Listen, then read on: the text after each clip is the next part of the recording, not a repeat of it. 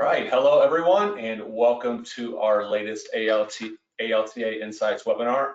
I'm Jeremy Yohe, ALTA's Vice President of Communications, and today we've got a great presentation that's going to look at the Supreme Court's landmark decision in June that rejected the judicial doctrine known as the Chevron deference. And important to you all, the presentation is going to look at how the ruling impacts the CFPB. Before jumping in, I always have a few housekeeping items to share. A copy of today's presentation can be downloaded from the handout section of the GoToWebinar window pane.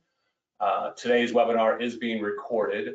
You'll get an email with a link to the recording tomorrow, and you can always access all of our webinar recordings at alta.org/webinars. If at any time you have a question, submit them in the questions box. We'll hold some time at the end for Q&A. This webinar is offering CE and CLE credit for many states. Credit is only available for those attending this live presentation. And to meet state compliance, we'll have a couple of poll questions during the webinar to make sure you're paying attention. At the end of the presentation, I'll post a link in the chat box so you can provide your information that's needed for us to report your credits. I need to thank Close Simple for sponsoring today's webinar. And before introducing today's speaker, we have a short message from Close Simple.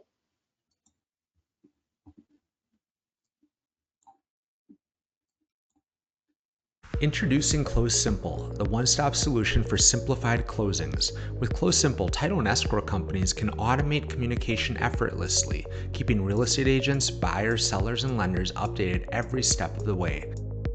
Utilizing the secure portal, they can seamlessly share documents while notifying customers to complete tasks, all on one secure platform. And rest assured, with Close Simple's suite of fraud prevention tools, every aspect of your closing process is protected. Plus, Close Simple is fully integrated with popular title production software, so your team can do more with less work. Our team can't get enough. Our employees, our consumers can't get enough of Close Simple and the tools it has. Our goal is to do a beginning to end of the whole entire transaction. With that, it's really nice that we're able to attach documents, send them securely, whatever they need, and it's all there at the click of a button. So sky's the limit, I feel like.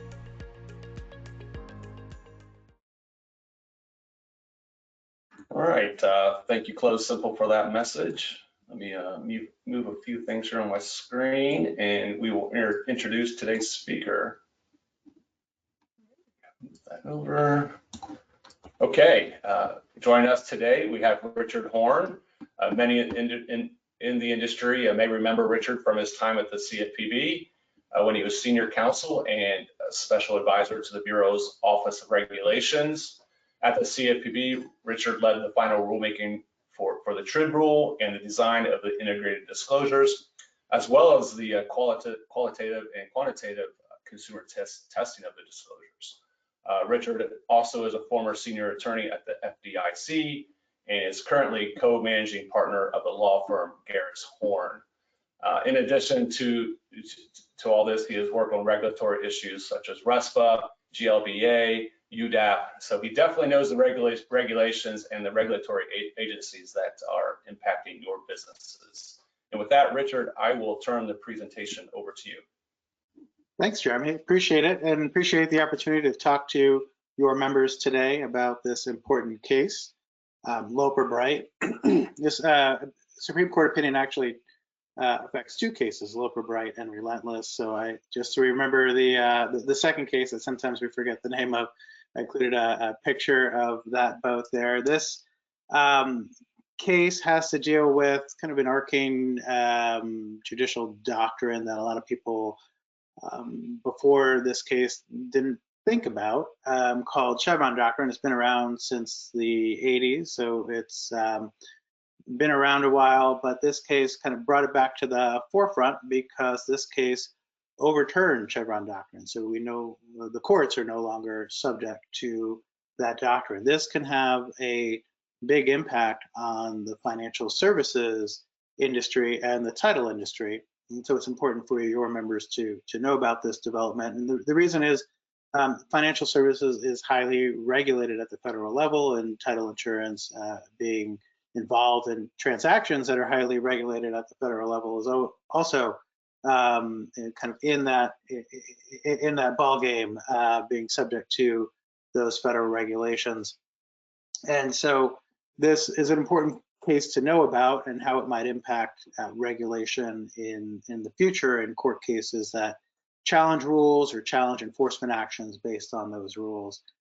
This case has to deal with herring fisheries, though. So you would think that this is the furthest thing from financial regulation, but because it's a judicial doctrine that affects cases in all subject matters, cases that deal with agency actions and all of the myriad of federal statutes that give executive agencies the power to regulate, this can have an impact on the title industry. And what happened in this case is that essentially the federal government tried to get the Atlantic herring fisheries to have to pay for federal observers on their vessels to make sure that they complied with federal fishing laws, restrictions on the amount of fish they can catch, and so on. The rule was challenged by two essentially fishing operations. One is Loper Bright, the other Relentless. Loper Bright sued in DC Circuit, that's the appellate court that's in DC, and Relentless sued in the First Circuit, which is essentially the Northeast. They sued in Rhode Island. And so these cases worked their way through the court system and ended up at the Supreme Court. Just to give you the top level before we dive into the facts of the case, the Supreme Court overturned the doctrine known as Chevron deference in June of this year, as Jeremy mentioned. The opinion was split between the conservative and liberal justices, as you can see in the second bullet. And the reason this is important because Chevron doctrine, essentially says that courts have to defer to agencies when a statute is ambiguous if the agency's interpretation of that statute is reasonable. So this was a doctrine that essentially gave a lot of power to the administrative state. So you can see why there might have been a split between the conservative justices who over the past few years have been trying to, I think, rein in the administrative state, and the liberal justices who view the administrative state as having kind of a necessary function, and they didn't want to rein in the administrative state's power. Kind of the important quote here I put in this slide: Chevron is overruled. That's the effect of this decision. Courts must exercise their independent judgment in deciding whether an agency has acted within its statutory authority as the APA or Administrative Procedures Act requires. That's the statute that tells agencies how to conduct their business, issue rules, and the like. So let's dive a little more into this case and talk about the facts in a little more detail. So this case dealt with a statute called the Magnuson-Stevens Fishery Conservation and Management Act. A lot of people use the acronym MSA. It's not the MSA you're familiar with, not Marketing Services Agreements. It's MSA for Magnuson-Stevens Act. That allowed the federal government to require third-party observers on fishing vessels. Essentially, it divvied up all of the kind of fishing in the U.S. into, I think, 8 fishing regions, and the regions can essentially be subject to different rules for how they have to comply with the statute. And for 3 of those regions or types of vessels, the federal government said that the statute said that the federal government can require those vessels to pay for the observers. So they would have to foot the bill for the federal observers that were required under the statute. The statute wasn't, it was silent with respect to the other fishing regions. So that prescription that the federal government can require the fishing vessels to pay for the observers did not expressly apply to the Atlantic herring fishermen. But after a number of years, when there wasn't funds appropriated by Congress, the Department of Commerce promulgated a rule in 2020 that required the Atlantic herring fishermen to pay for those observers. It would have cost them a lot of money, 20% of their annual returns. So they sued to challenge that rule. And their argument was essentially, look, there's a specific provision in the statute that says who the federal government can require to pay for the observers. That doesn't say Atlantic herring fishermen. It's silent on Atlantic herring fishermen. So the government shouldn't be allowed to just add on Atlantic herring fishermen to the fisheries that are subject to the requirement that they have to pay for the observers. In both Loper Bright and Relentless, the circuit courts based their decisions on Chevron. That's an important point because that gave the Supreme Court a good vehicle to relook at Chevron, which is something it seemed like they were interested in for, at least some of the justices were interested in for a while.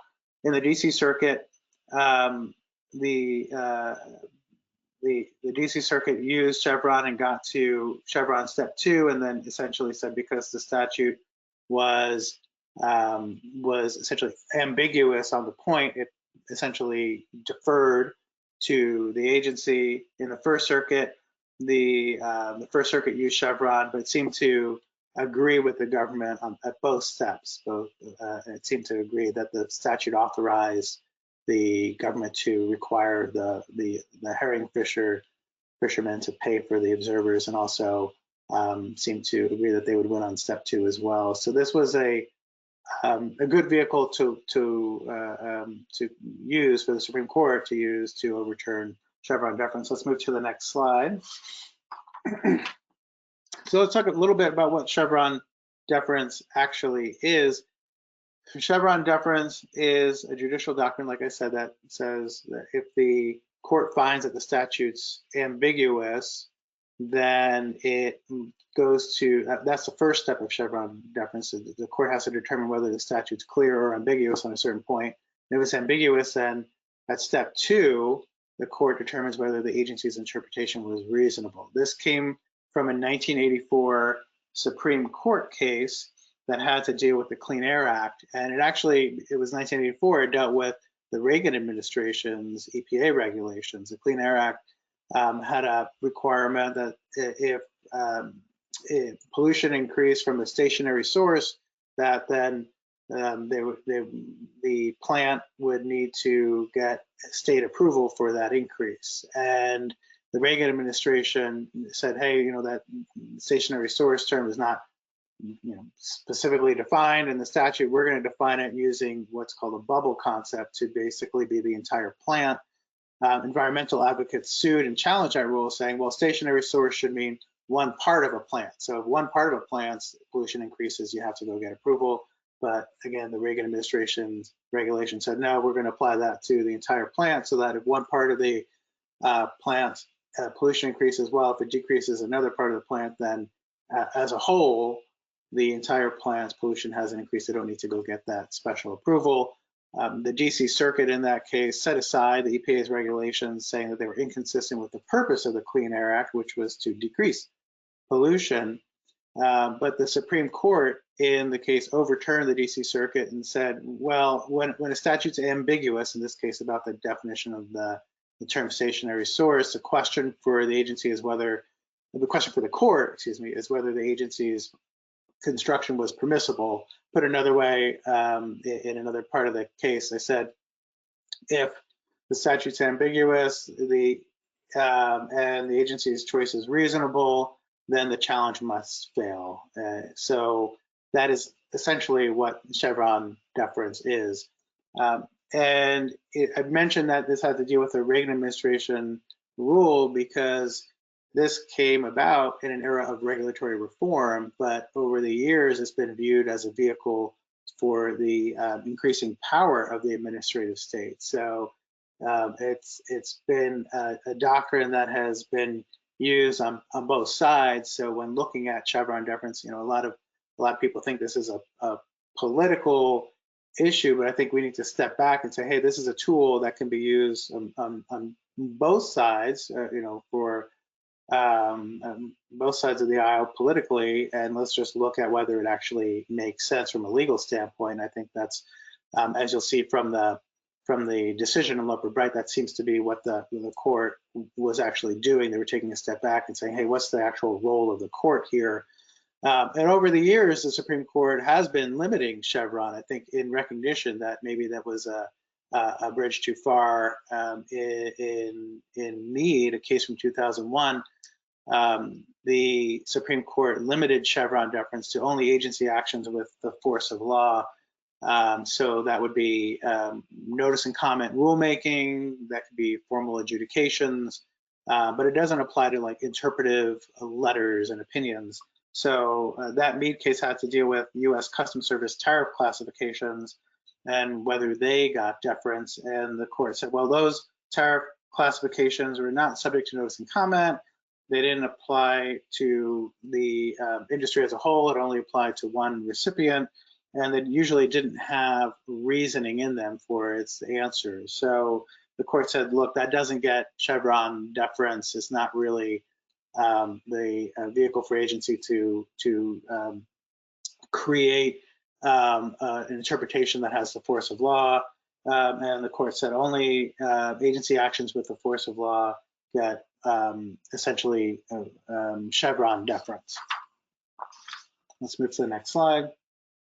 Let's cover, there are a couple other types of deference that you might hear about, so I wanted to cover them quickly. One is Skidmore deference. That's deference to informal agency interpretations. So like I said, only formal agency rules and adjudications get Chevron deference. Skidmore applies to those less formal agency interpretations.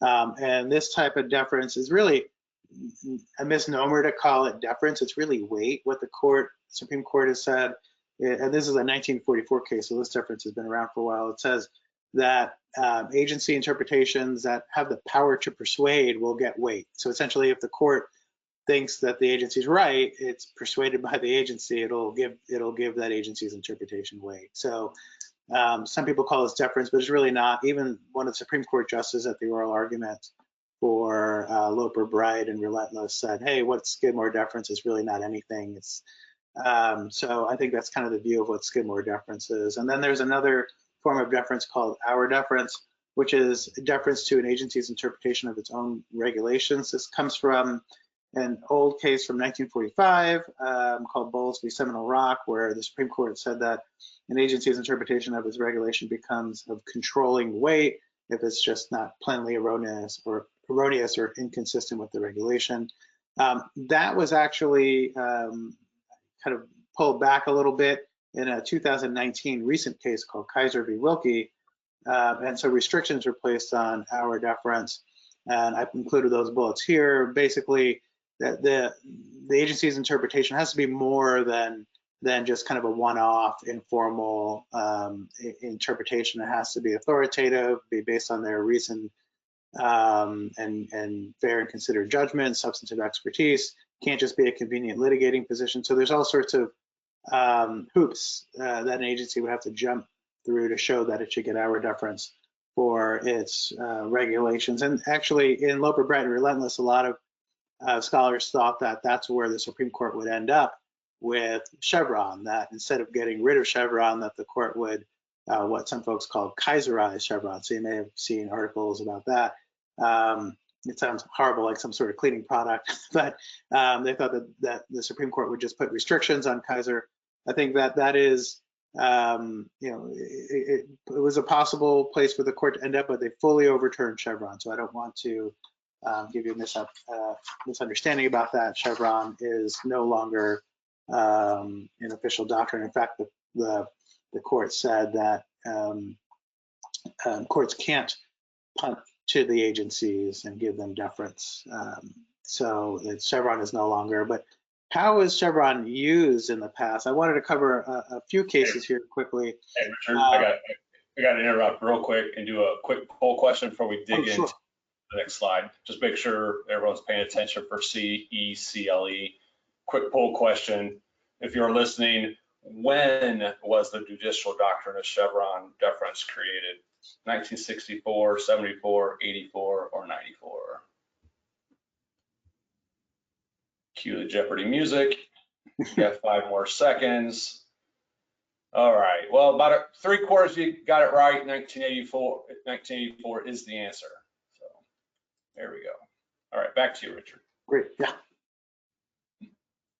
So I'm glad 3/4 of you are listening still, even though this is very dry, and I guess no one ever said admin law was super exciting. So congrats for you, all of you who got it right.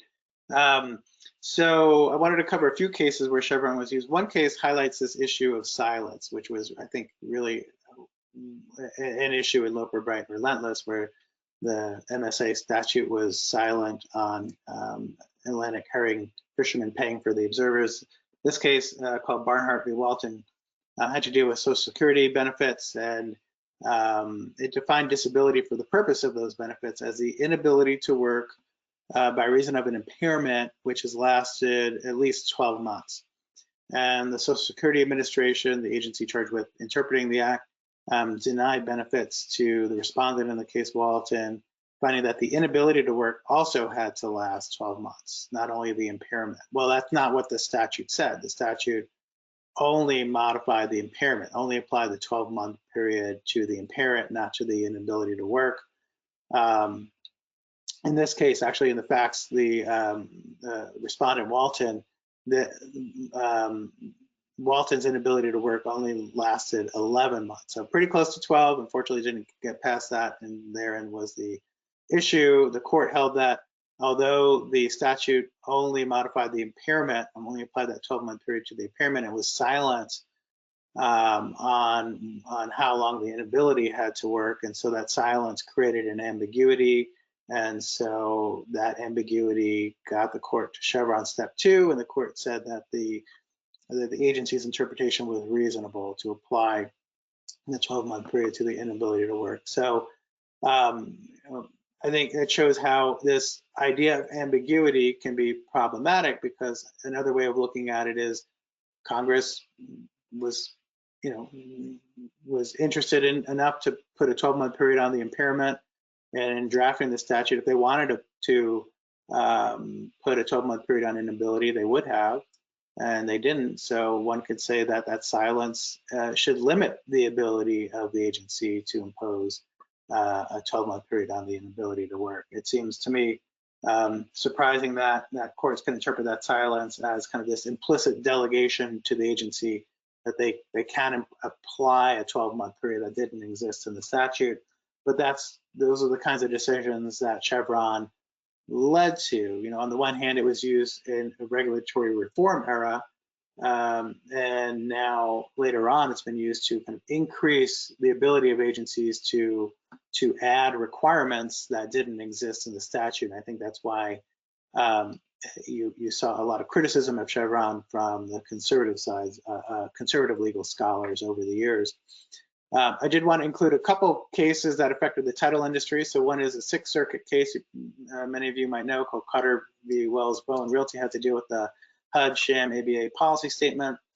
And kind of bringing up Meade here, the court said, look, this is just a policy statement.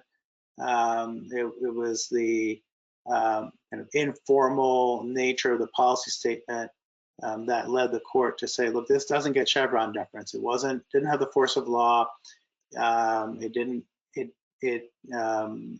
It wasn't like a formal adjudication. It didn't give the agency's interpretation of the statute even. It just said, hey, these are the facts that we would consider when a case is brought to us. So the court said, look, this doesn't get Chevron deference under Meade. Also, the court didn't even give it Skidmore consideration, because the court said, look, this is just a test that doesn't interpret the act. It is a test that is just giving a list of things that the agency would consider. It's not saying it has to consider. It's not giving a checklist of things you have to do. It's just things the agency would consider. So it didn't get Chevron deference or Skidmore consideration. And then the court said basically all you have to do is comply with the safe harbor requirements in the statute to obtain that safe harbor for affiliated business arrangements.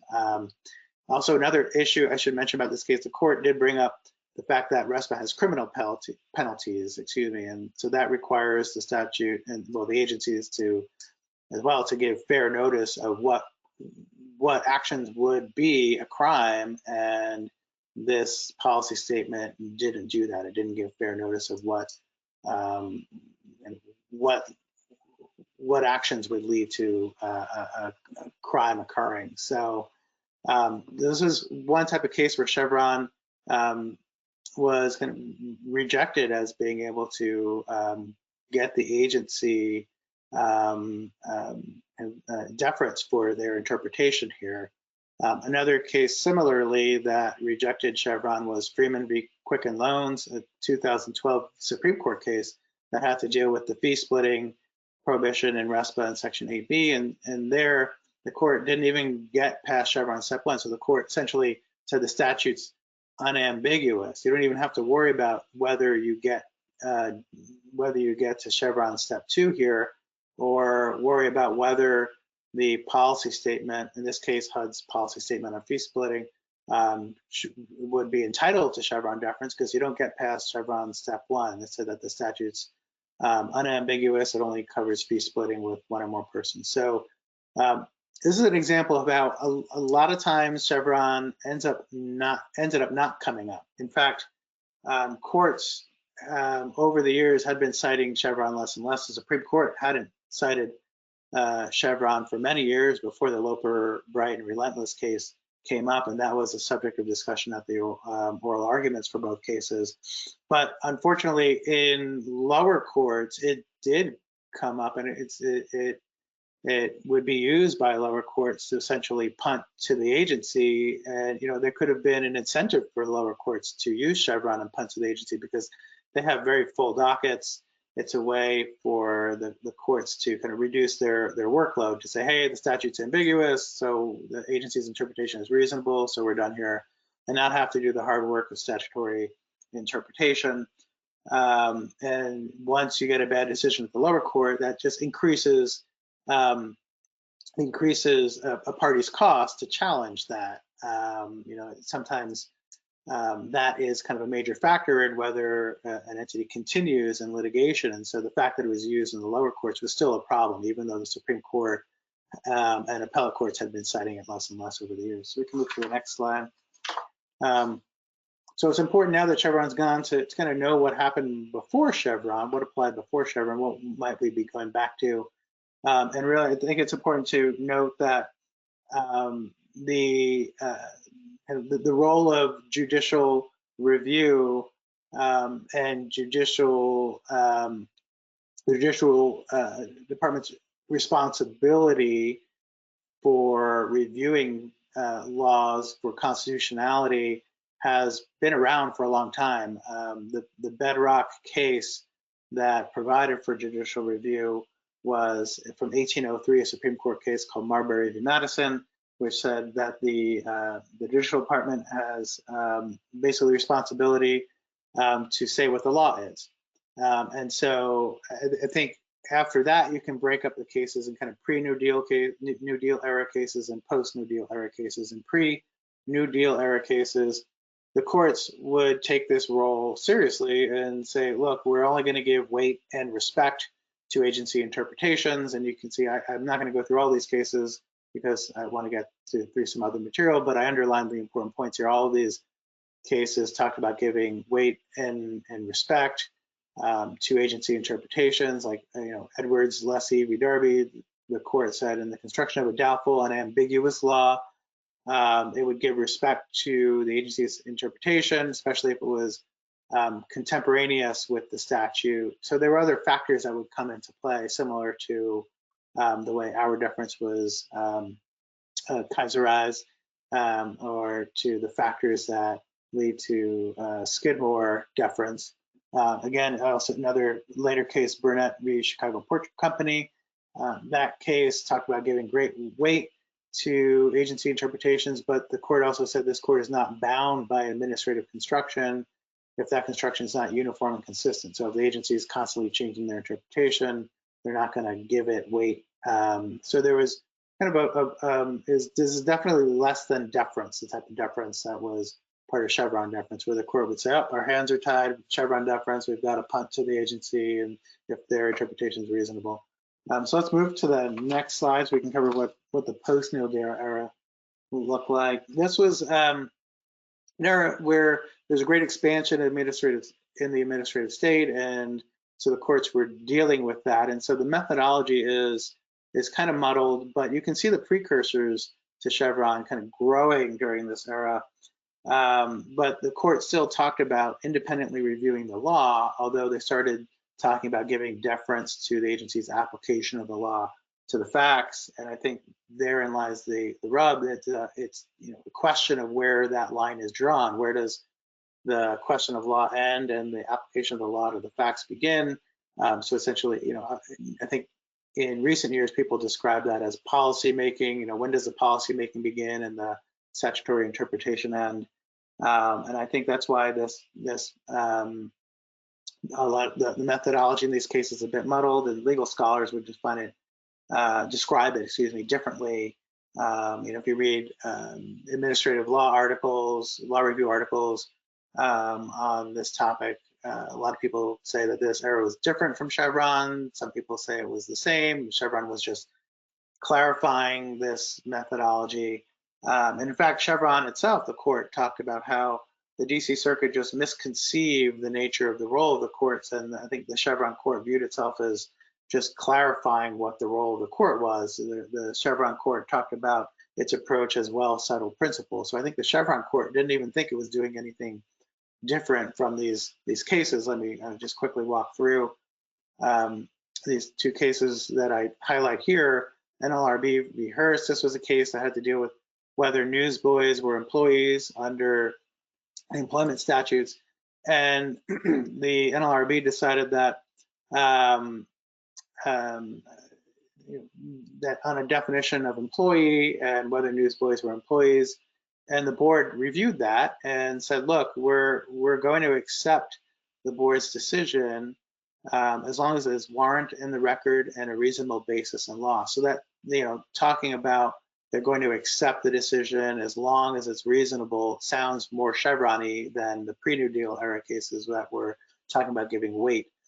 And here it's worth noting, though, that the court did, in the beginning of its opinion, spend a lot of time discussing the NLRB's definition of employee and whether it was correct. The court looked at common law definitions and state law definitions and decided ultimately that the NLRB's definition was okay, and then basically gave deference to the NLRB's decision there in that case. And then in Packard Motor Car, it's very similar. It had to deal with whether foremen could be employees, and the court went through a similar exercise. They reviewed the definition of employee and whether it could even cover foremen generally, and then the court essentially punted to the NLRB and its application of that definition to foremen and said, if it's not unreasonable, then their power is at an end. So that is starting to sound Chevron-y in that case again, right? It's talking about as long as the agency's interpretation is reasonable, that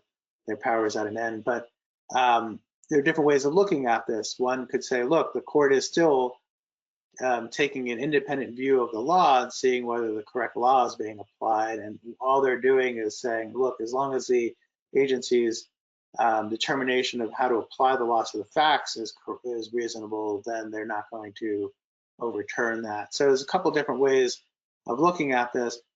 And I think in light of this shift in the courts in the administrative state, the Congress passed the Administrative Procedures Act that had a section in there, 706, that required courts to decide all relevant questions of law. So essentially it gave the courts mandate of the mandate of statutory interpretation, told them, hey, you have to decide what the law says. And you'll see all of this play into the Supreme Court's opinion. So let's talk about what the Supreme Court decided in Loper-Bright. So because of this history of judicial review and how it changed, the Supreme Court had a lengthy discussion about the role of the courts in the history of judicial review and talked about Marbury v. Madison, and discussed how that kind of created this role for the courts of judicial review, and how in that role courts would give respect to the agency, but that respect was not the same as deference. And it cited cases that I had on the previous slide, and some of the same sites, some of the same, quotes that I had on the previous slide are listed here and were listed in the Supreme Court opinion. The court also discussed the post-New Deal jurisprudence and said, look, there was a rapid expansion of the administrative state, but that in its view, the court continued to adhere to the traditional understanding that questions of law were for courts to decide, and that they exercised their independent judgment on that. And then the Supreme Court talked about how cases like NLRB v. Hearst, in cases like that, the court did make an independent determination about the law, but where the court kind of, I wouldn't say punted to the agency, but essentially drew the line was the agency's fact-bound determination, and that didn't mean that the court intended to change the long-standing judicial approach to questions of law.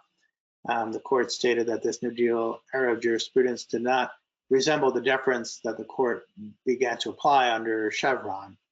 And so while Chevron might have been just trying to clarify these types of cases, saying, hey, for fact-bound determinations, the court should defer to the agency, it had been used after Chevron. The Chevron doctrine was used to punt to the agencies on questions of law, and the court said that that's essentially not allowed under Section 706 of the APA, which Congress codified to ensure that courts would decide all relevant questions of law. So in light of Section 706 of the APA and its view of what the Supreme Court was saying before Chevron, that Chevron deference is just, it doesn't square with 706 of the APA and the previous jurisprudence.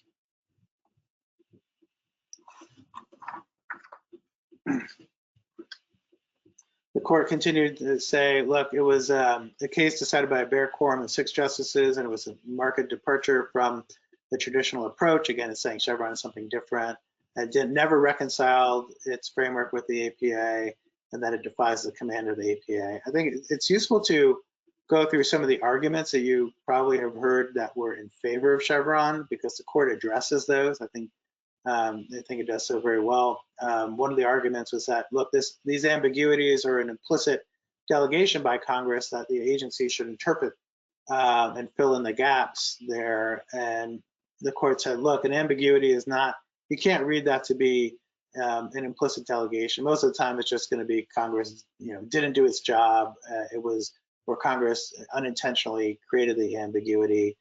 I think you can see that Congress, these statutes are passed with a lot of compromise, a lot of drafts go back and forth, and so it's not, more likely, I think that these statutes are not viewed as having to clarify every ambiguity, or where there's a kind of a purpose that an ambiguity is left open for the agency. So I think the Supreme Court's right there, just because of the process of lawmaking in Congress.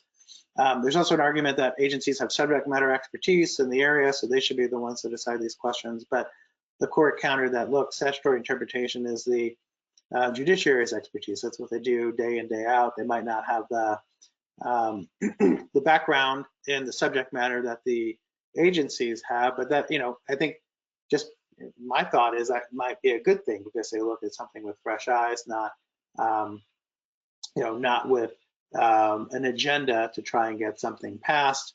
And also, the Supreme Court noted that when the court's doing the statutory interpretation, it's not doing it without anything, in front of it from the agency. The court can look at the agency's interpretations, its experience, its informed judgment, and I think in that way the court's saying, look, it can give Skidmore weight to things the agency is saying, but it's got to do its own work on the statutory interpretation. It can give weight where it's warranted, but it's got to be its own independent decision.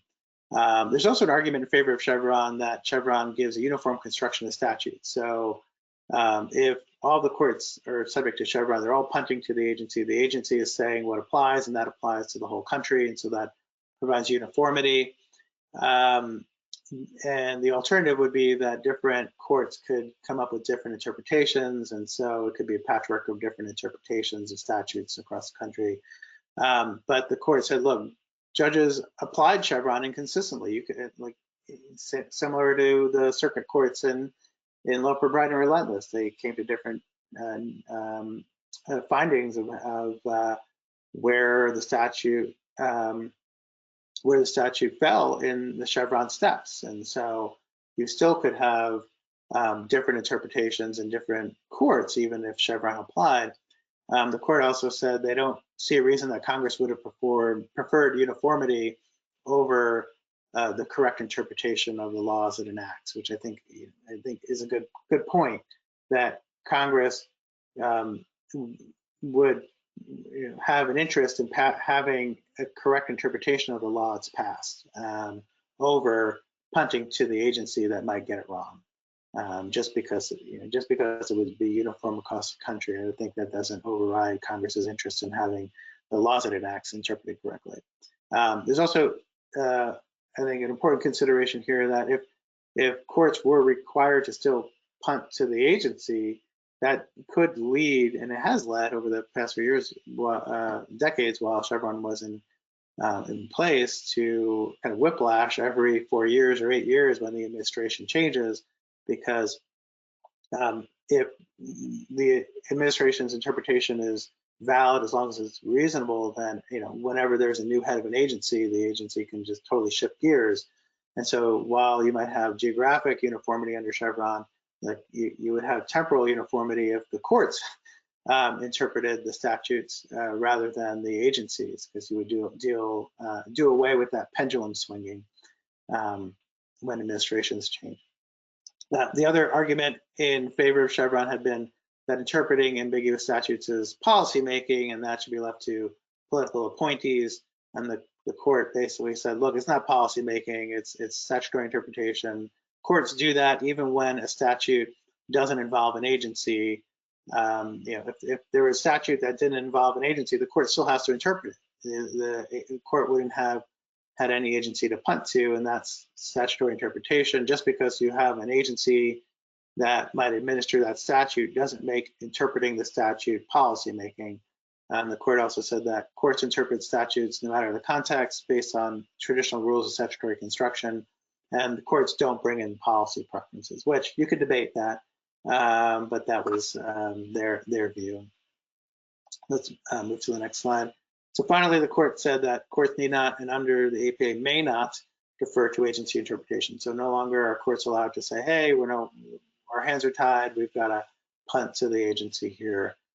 But I think importantly, the court also acknowledged that statutes can have express delegations to agencies. A lot of statutes, especially consumer finance statutes, say, hey, agency can interpret this term in a reasonable manner or do something that's appropriate, and uses these terms are necessary, terms such as that. And the court said, look, when you have that type of discretionary authority given to an agency, the court's role is not to just undermine that. The court's role is to interpret the statute and effectuate the will of Congress, subject to constitutional limits. So there's still constitutional limits to that, but essentially, when that happens and the agency's using expressly delegated authority and discretion, the court's job is to just make sure that the agency is using reasoned decision-making. Essentially, agency actions have to not be arbitrary and capricious under the APA, and that's essentially what the court would make sure that agency decision-making wasn't arbitrary and capricious. So what happens after Loper Bright? Well, I think a lot of people think that Loper Bright might be a big nothing burger because courts are going to do what they're going to do. They could continue to defer to agencies, but just call it weight, right? They can say, oh, well, the agency's interpretation has power to persuade, so we're going to follow what the agency says. Like I mentioned before, lower courts do have very full dockets, and there's kind of this incentive to clear their docket, and so there might be an incentive for courts to just still continue to give weight to agency interpretations, and even if they don't call it Chevron deference, it could end up looking like Chevron deference. So that could happen. But also the fight can move to different areas. So I think one of the areas that the fight can move to is general rulemaking authority. So almost every consumer finance statute, every statute that has an agency administering it has this grant of general rulemaking authority that tells the agency, look, agency, you can promulgate rules that further the purpose of the statute, and it has some kind of discretion there that says necessary and appropriate, or reasonable, or some kind of standard there that tells the agency the discretionary limits that they're subject to. Before Chevron, courts would really defer to this general rulemaking authority. In a case called Mourning, which the CFPB cites all the time in its litigation as a very powerful case for its authority for these types of rules that use general rulemaking authority. That court, I should mention, that case had to do with the Truth in Lending Act, which has general rulemaking authority and says that essentially the CFPB can promulgate rules that further the purpose of the statute. And the rule at issue in this case was that when TILA was passed in the 70s, it applied to transactions that had a finance charge. The Federal Reserve Board expanded that into regulation to include transactions that had no finance charge but more than 4 installments, because they were worried about credit sales where sellers could hide the finance charge in the cost of the product and just charge that over time. And so the Federal Reserve Board promulgated that rule to cover those types of credit sales as well. And the Supreme Court basically said, look, as long as the Federal Reserve Board's rule is reasonably related to the purposes of the legislation, then it's okay. And the court, in this case, Mourning, also cited to an earlier case that had a similar, espoused a similar principle that said, look, in this the Department of Labor rule that was promulgated under the Fair Labor Standards Act's general rulemaking authority, that the court is essentially, it can't overturn that rule unless there's an express limitation in the statute or the agency abuses discretion, as long as the agency's rules are reasonably related to the statute's objectives. So CFPB cites this all the time, and it's pretty powerful stuff. I think one of the reasons courts in recent decisions pre-Loper-Bright, so in the years before Loper-Bright, courts were not following that Mourning principle because they said, look, the Mourning case was pre-Chevron. After Chevron, which was in '84, Mourning really doesn't apply. The court has to see whether the statutes, first has to see whether the statute's clear or not on that point. And after Chevron is gone, do courts go back to using Mourning as a standard for the CFPB's rules under its general rulemaking authority? That's something to watch. Also of note is that in later years in the 80s, the Supreme Court actually seemed to narrow that, I think did narrow that principle, and said, look, in general rulemaking authority, which is identical to TILA under the Bank Holding Company Act, a Federal Reserve Board rule that essentially tried to expand the types of accounts that were subject to the Bank Holding Company Act, types of checking accounts that were subject to the Bank Holding Company Act. They got brushed back by the Supreme Court. The Supreme Court said that rulemaking authority doesn't permit the Federal Reserve Board to police or expand the boundaries of the statute. They can't expand its jurisdiction beyond the boundaries established by Congress in the statute. So there's some narrowing of that there, which has come into play in an actual case that I was part of. So we'll talk about that soon. But I think that's going to be an area, a major area for litigation going forward, because the CFPB a lot of its rules relies on that general rulemaking authority. Also, the major questions doctrine, that's a doctrine that was created and reaffirmed by the Supreme Court in 2022 in a case called West Virginia v. EPA, which says that questions of or issues of vast economic and political significance, they essentially have to be promulgated by an agency based on an express delegation from Congress. An agency can't have a rule that addresses a question of vast economic and political significance based on some vague or ambiguous statutory authority, like general rulemaking authority. So that's another way the Supreme Court's tried to kind of rein in the administrative state. That could see more attention in the future, because without Chevron, that could be an area where the court goes to rein in the administrative state, and it's used in challenges to consumer finance rules and FTC rules as well. So that is, I think, going to be another area where the fight will go to. And also, kind of a sleeper area, the non-delegation doctrine. This doctrine's kind of been dead since the 1920s. But basically what this doctrine is based on separation of powers. It says, look, Congress can't delegate its lawmaking to the executive branch. There's a separation of powers there. But in the 1920s, the Supreme Court had a case that said, well, as long as Congress gives the executive branch an intelligible principle on which to issue its regulations, it's okay. It doesn't violate the non-delegation doctrine. So that's why it's had not been used. I think there's only a couple cases where rules have been successfully challenged based on non-delegation doctrine. But there does seem to be interest from at least 5 Supreme Court justices to re-look at non-delegation doctrine and maybe strengthen it.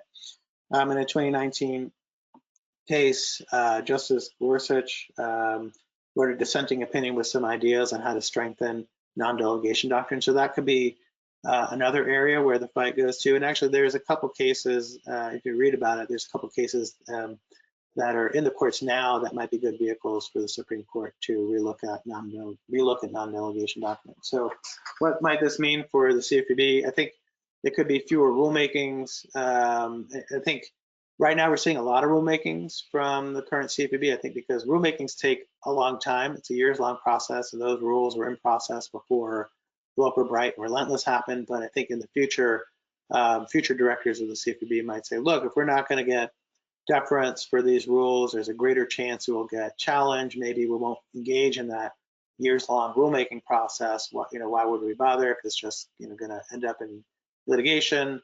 Why don't we just use regulation by enforcement instead, which could be a lot quicker and a lot more effective if you get a consent order out there that says this is what we think violates the law. So it could result in fewer rulemakings in the future. And also, I think because this could result in more challenges to enforcement actions, because the rules can be challenged in enforcement action as well. This could potentially result in less aggressive enforcement, less novel legal theories that could be challenged in court. But it could also result in CFPB and other agencies going after targets that are more likely to settle as well. Like I said before, I think the CFPB will try and rely more on general rulemaking authority because of the good case law, pre-Chevron case law on that authority. And another example of a major discretionary rule that used that authority only was the CFPB's mortgage servicing rule. So this is what I wanted to point out, because the loss mitigation provisions under the CFPB's mortgage servicing rule were based entirely on discretionary authority under RESPA, essentially the provision of RESPA that says agency can promulgate rules to further the purpose of the statute. But there's, related to the point I made about the Loper-Bright opinion saying that express delegations of authority are okay, and the court would essentially just see whether the agency is kind of within those bounds. There are a lot of those in consumer finance statutes as well. So the Bureau can do a lot even without their general rulemaking authority. For example, the Home Mortgage Disclosure Act has a provision that says the CFPB can add data points as they require. The small business loan data collection rule says that the CFPB can add data points that would aid in fulfilling the purposes of the section. The QM rule says that the CFPB can revise, add to, or subtract the criteria that define a QM. And that raises the question, well, how do these get challenged in the future? These are express delegations. I think one way to challenge these in the future would be the non-delegation doctrine. There could be other bases for challenges as well, but the CFPB does have a lot of discretion built into the statutes. I'll briefly touch upon, actually, kind of we're running out of time for questions. We'll mention one case very, very briefly. A case I was a part of. My firm, I represented Townstone Financial in its fair lending lawsuit by the CFPB. I represented them throughout the investigation of the lawsuit, and that case brought up a statutory interpretation issue because essentially the issue was the CFPB was suing Townstone because they said they discouraged prospective applicants in violation of the CFPB's Regulation B, but that regulation implemented the statute ECOA, Equal Credit Opportunity Act, that only applied to applicants, people who actually applied for credit. So prospective applicants is broader than actual applicants because it could include people who didn't apply for credit. That case went on for a few years. We won in the district court based on our argument. Let's move to the next slide. That regulation wasn't supported by the statute. The district court said, look, we stop at Chevron step 1 because under the 2-step framework, the plain text of ECOA is not ambiguous. It's clearly unambiguous, and it only applies to applicants, and so the CFPB can't enforce this rule. So we won a district court, but then very recently in the 7th Circuit, in the appellate court, the court kind of did something surprising. They vacated the district court's ruling, and they basically said, look, we note the definition of applicant, but we're going to kind of base our decision on the vesting with the agency of broad regulatory authority. And they really focused a lot on the broad regulatory authority of the Federal Reserve Board and the statute, but also the regulatory authority under Dodd-Frank was transferred to the CFPB. So they referenced the Federal Reserve Board, but really we're talking about the CFPB here. It was a CFPB lawsuit. And based on that broad regulatory authority and one other provision, they said, look, it's clear that Congress wanted the statute to be further than they wrote it. So this, to me, seems like sweeping Chevron under the rug. They also ignored that Dimension Financial case that said, look, general rulemaking authority doesn't allow an agency to expand the boundaries of the statute. So this could be, how courts deal with the loss of Chevron. They kind of just sweep their deference to agencies under the rug and find other ways to support kind of deferring to an agency's interpretation or deferring to an agency's rule. There's other ways this could come into play. The CFPB had an RFI on mortgage closing costs, which could lead to, based on reporting, proposed rule later this year or early next year that would ban lenders from charging for lenders' title insurance. How Chevron plays, or the loss of Chevron plays into this, I think depends on the legal authority the CFPB uses for such a rule. If the CFPB uses the general rulemaking authority under the Truth in Lending Act, which is a statute under which TRID is implemented and other kind of fee restrictions are implemented, like for points and fees test under QM, et cetera. I think the CFPB could get a lot of play on their general rulemaking authority based on that pre-Chevron morning decision. So I think that could be where, like I said, where the fight ends up. If they use UDAP authority, as Jeremy mentioned, I led the consumer testing for the TRID forms when I was at the CFPB, and I know that the data from the consumer testing show that consumers can understand their TRID forms and the closing costs on them. And so I think the CFPB would have an uphill battle saying that that charging those fees is unfair or deceptive. And so it'd be interesting to see where the CFPB lands on its legal theories to support such a ban, or if they even propose such a ban, if that reporting is correct or not. But I think where the fight on this RFI, a potential proposed rule might come, is based on the CFPB's legal authority to really ban or restrict these types of fees under its general rulemaking authority. And I guess with that, we'll just stop. I know I'm over time, but actually, I should just address RESPA. I can't stop myself. So the CFPB had an advisory opinion on RESPA as well that said basically mortgage shopping platforms can violate RESPA Section 8 depending on how they list providers on their shopping platforms, and they could become a referral, and they could be receiving things of value for referral.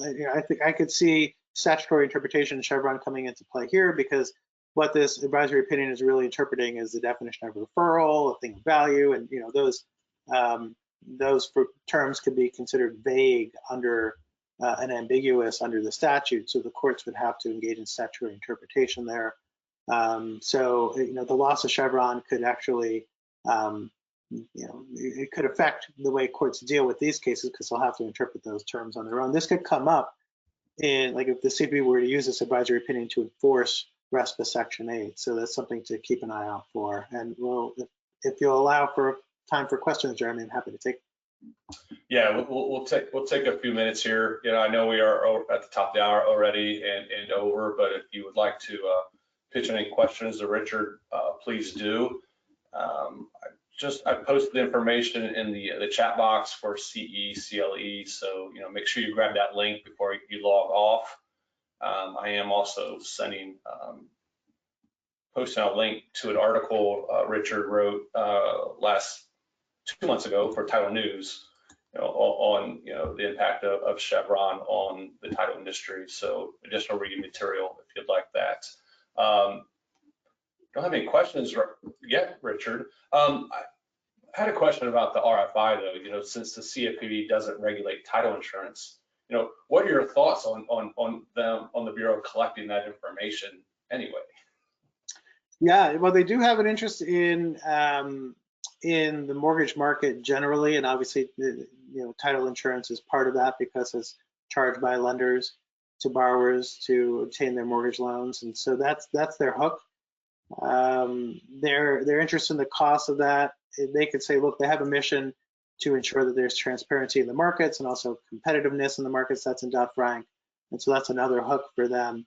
But how they get to a ban, that's where I'm more suspect of their hook, because TILA and RESPA are primarily disclosure statutes. TILA does have a backhanded way of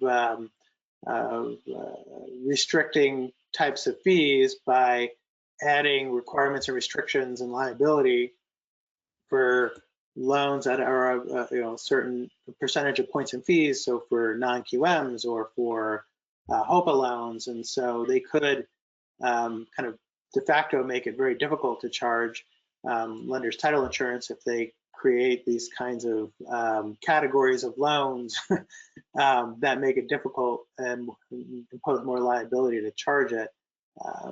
So they could ban it without banning it, and so there could be ways for the CFPB to get there, but again, I think it really depends on their legal theory that they use to get there, how to challenge it, and whether the chances are it would withstand a challenge.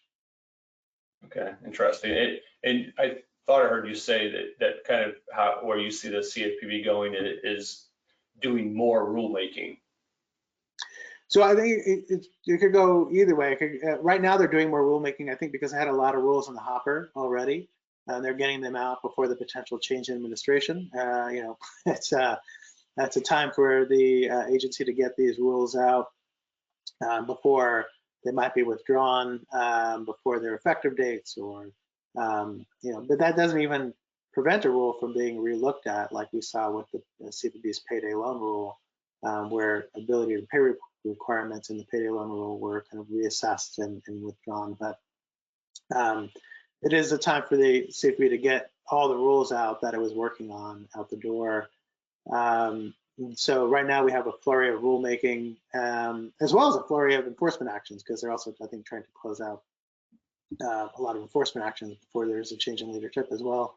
But I think in the future, it could be a little more difficult decision whether we engage in a years-long rulemaking process if that rulemaking is not fully supported by by a mandate under the statute, so these discretionary rules. On the other hand, if courts seem to reaffirm this morning decision that I mentioned and really give the agencies a lot of leeway under their general rulemaking authority, the CFPB and other agencies could say, hey, it's game on, like we're going to go for it, we're going to use our general rulemaking authority. The courts are approving everything that agencies are doing under this. So I think that's where the fight could move to.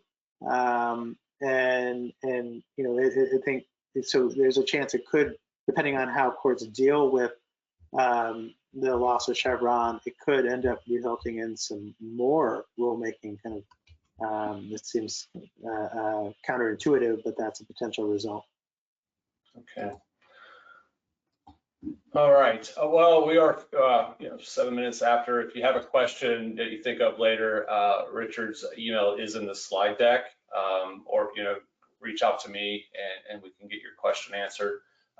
As a reminder, if you missed parts of today's webinar, if you think others in your office would benefit from listening, a recording of the presentation will be available at alta.org/webinars. You'll also get an email tomorrow with a link to the recording and a link to download a copy of the presentation tomorrow. And happy to discuss further if you have questions. Yep, and again, as a reminder, the link to submit your credit is in the chat box. And I do need to thank Close Simple once again for sponsoring today's webinar. Richard, thank you for taking some time, sharing your expertise in this, and kind of the history of Chevron, and kind of the backstory of how we got to where we are, and where we are going with the New Deal. All right, with that, that'll bring us to the conclusion of today's presentation. Take care, everyone. Thank you.